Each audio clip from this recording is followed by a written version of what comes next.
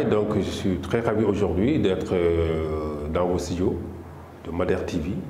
Je salue au passage les internautes et les téléspectateurs de Madère TV. Aujourd'hui, pour votre émission Point de vue, naturellement, on parlera de cette sortie à la limite malencontreuse, très grave même, je dirais, de Gaston Mbengue contre le maire de Mermoz Sacré-Cœur, Barthélémy Diaz. Bon, il a traité vraiment de quelqu'un vraiment qui est issu d'une famille très minoritaire et que même aujourd'hui, ce sont ses propos, hein, si on les brûlait, vraiment cela n'aurait aucune incidence sur la vie politique du pays et du Sénégal. Mais aujourd'hui, bon, je pense que moi je m'arrêterai d'abord, avant d'entrer dans le fond, quoi, dans l'analyse de ces propos, j'entrerai d'abord dans des considérations purement formelles. Alors, ces propos, il l'a tenu où? Il a tenu lors d'une émission qui s'appelle, je pense bien, Sortie et qui passe sur Walf TV. Et si j'ai bon souvenance, ce n'est pas une émission qui passe en direct. C'est une émission qui est quand même enregistrée. Alors, je pense qu'aujourd'hui, honnêtement, un journaliste qui enregistre son émission et que pendant l'émission, que l'invité tienne des propos vraiment très déplacés, à la limite très graves, qui pourraient vraiment, et quand ça sort, mettre le pays dans une situation très difficile. Je pense que vraiment il y va de la responsabilité des journalistes, vraiment de couper cette partie vraiment pour vraiment participer vraiment à la culture de paix vraiment que connaît ce pays. Parce qu'on ne peut pas comprendre que cette émission vraiment soit enregistrée, que les étudiants, parce qu'est-ce qu'on à l'école, qu'est-ce qu'on nous enseigne? Cela veut dire le journaliste, tu collectes l'information, tu la traites et tu la diffuses. Alors, phase de collecte, ok, on reçoit l'invité, il dit ce qu'on fait rentrer, mais maintenant, dans le traitement. Mais il y a des parties qui peuvent ne pas être intéressantes et qui peuvent vraiment créer la confusion dans la tête des gens. C'est le cas. Donc, on devait vraiment enlever cette partie avant la diffusion. Bon, maintenant, peut-être, aujourd'hui, on a tendance, dans les médias sénégalais, à chercher ce qu'on appelle le buzz. Ok, moi, je préfère, entre le bad buzz et le good buzz, je préfère vraiment le bon buzz. Le bon buzz aurait permis à cette journaliste quand même vraiment d'enlever tranquillement cette partie qui traite de Barthélémy de tous les noms d'oiseaux. Bon, c'est pas grave, peut-être que c'est une erreur, on peut comprendre, peut-être qu'il s'est passé, peut-être la prochaine fois, ils prendront vraiment toutes les mesures et toutes les dispositions possibles vraiment pour que de pareilles situations ne se reproduisent. Maintenant, pour ce qui est du fond, alors, moi je condamne d'abord, comme tout bon Sénégalais, vraiment ces propos, parce que le Sénégal quand même est connu comme étant une nation unie, une et indivisible. Le comment vouloir vivre comment, vraiment ça, c'est connu de tous. Je ne pense pas vraiment que ces propos puissent vraiment pousser Barthélémy à agir d'une manière ou d'une autre. D'autant plus qu'on sait que, qui connaît Barthélémy, on sait que vraiment c'est, bon, je dirais dans le langage accessible à tout le monde, c'est un guerrier, c'est un jeune guerrier vraiment qui a la capacité quand même de pouvoir comprendre certaines situations et vraiment de les dépasser. Et je pense que bon, il faut qu'ils comprennent ça comme ça. C'est des propos qui ont été tenus certainement par quelqu'un qui était vraiment sous le coup de l'euphorie. C'est quelqu'un qui était vraiment peut-être dans une situation où quand on tend le micro, parfois on peut dire des choses vraiment qui peuvent nous échapper.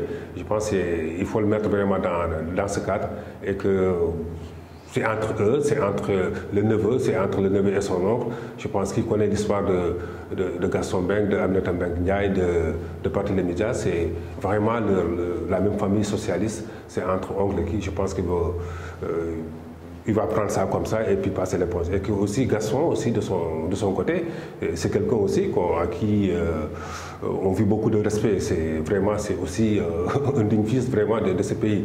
Bon, toute personne, quand on ouvre la bouche, il peut arriver vraiment qu'on dise des choses vraiment qu'on n'aurait pas souhaité, que ça soit dit d'une certaine manière ou que ça soit interprété d'une certaine manière. Et je pense que c'est un homme vraiment qui sait parfois, quelle que soit la situation, prendre la hauteur et être grand.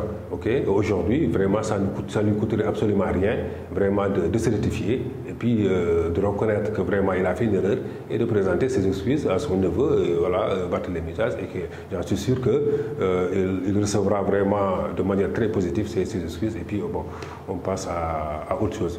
Bon, peut-être il y a un détail aussi que, bon, moi, de toute façon, ça m'a permis aussi de faire quoi? De faire un peu de recherche dans, comment on dit, on fact-check quoi. Maintenant, bon, je me suis rendu compte que les Dias, l'histoire du Sénégal, okay, si on revisite un peu l'histoire du Sénégal, les Dias, vraiment, c'est pas de Barthélémy Dias.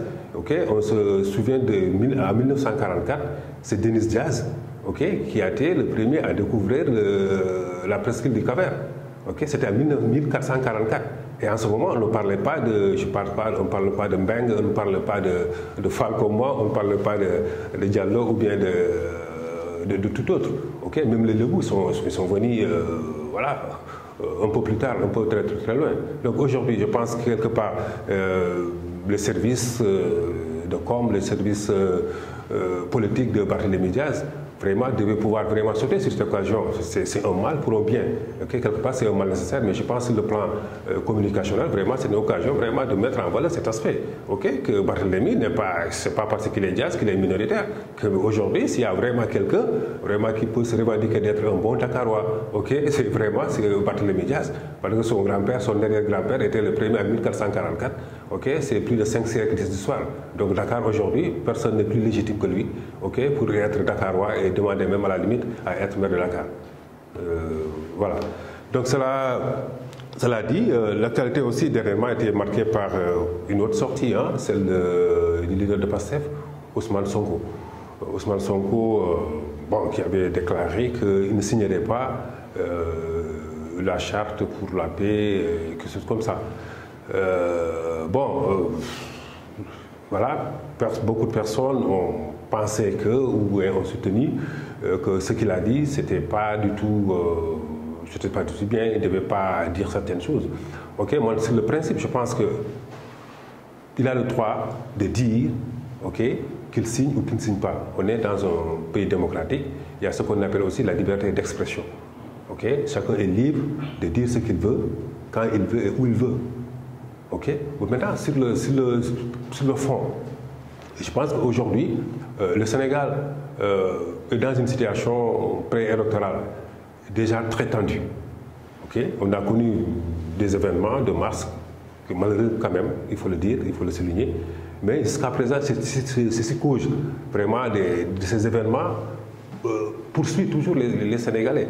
Je pense que bon, Ousmane Sonko, peut-être il gagnerait quand même dans son discours, okay, à apaiser davantage, okay, l'espace, okay, politique sénégalais. Cela va, je ne dirais pas, je ne sais pas, je ne vais pas jusqu'à dire qu'il accepte quand même de recevoir tous les coups et de ne pas réagir. Ça, c'est pas normal. Ça veut dire une personne qui reçoit un coup, deux coups, certainement, le troisième coup, tu vas réagir. Mais quand même, c'est des acteurs politiques sur qui vraiment la jeunesse surtout compte. Okay? Aujourd'hui, ce pays-là, on ne peut pas le développer sans la paix. On ne peut pas le développer sans pour autant que les acteurs politiques qui sont là.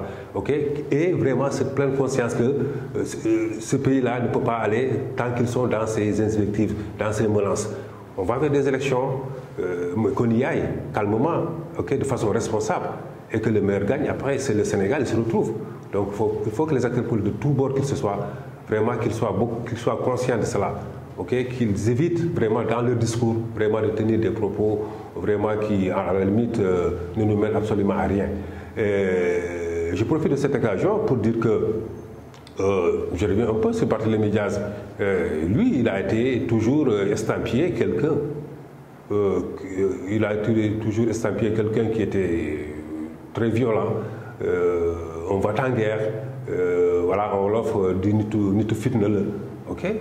Mais alors, moi j'ai aimé son dernier passage dans l'émission Faram Fatih avec le grand et talentueux journaliste Pam Gagna, que je salue au passage.